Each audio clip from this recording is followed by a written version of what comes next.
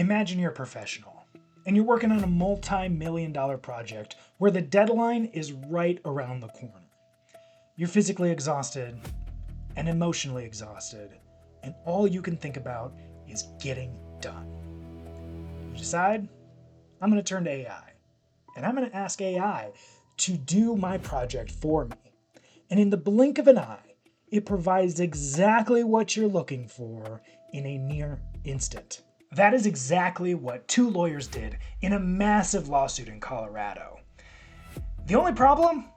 AI made it all up. Just about every single thing they put in that lawsuit was completely fabricated. Which means not only did the court sanction them, and not only did they get fined thousands of dollars, but on top of that, they became a national laughingstock. Today, we're going to be diving into how AI sometimes makes things up, and the high stakes that sometimes go along with that, but most importantly, what we can do to make sure that we don't become laughingstocks of the school. Let's go! First of all, whenever AI prioritizes sounding plausible over being truthful, or when it just straight up makes things up, this is called an AI hallucination. And it's normal for whenever you're working with AI models. When you ask it a question and it doesn't know the answer, then sometimes it just spits out something. And sometimes that something is not accurate at all. But here's the problem. When AI makes stuff up and it hallucinates, it sounds extremely confident when it does so, which makes it really easy to believe this. And the consequence of this is people are walking around society believing these things that just aren't true. Or worse than that, they stand up in front of a jury of their peers and find out they presented a case full of facts that never happened. A lot of people out there think that it doesn't hallucinate that much, so we might as well just trust it, and it might be wrong once in a while. But let me show you just how easy it is to get AI to hallucinate. I jump over to Gemini and I ask it who won the 2012 State A Policy Debate Championship in South Dakota. And it tells me Lenox High School, which seems really confident, seems like the right answer, but it's wrong. It had the wrong city, it had the wrong event, and it had the wrong year.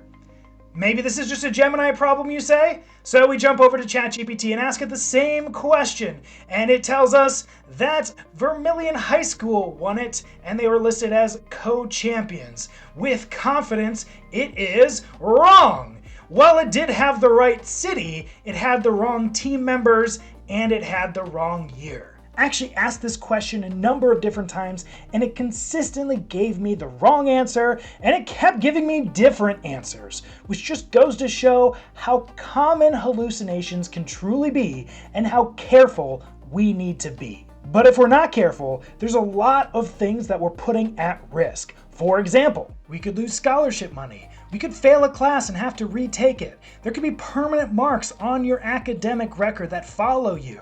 You could be suspended for your academic dishonesty. You could be walking around the planet believing false information. You could end up being rejected from a college application or a job application. You could be standing in front of the room and endure public embarrassment during a presentation. You could lose trust from your teachers for important things like letters of recommendation. You could have to waste time having to redo that bad assignment, and you could harm your reputation. The risks simply aren't worth it.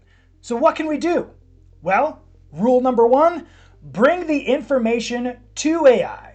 When you ask open-ended questions, especially of niche topics, then AI is far more likely to hallucinate. But if you do something like provide an article and ask it to work with that article, it is far less likely to make things up.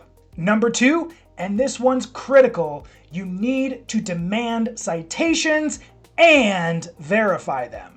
You can ask AI, where did you get this information from? And click on the links it provides and go find the section that it took it from. You can even ask it where it found that information within that link so that you can make sure that everything it's giving you is high quality. And finally, and this one's good for more than just AI, we should practice lateral reading.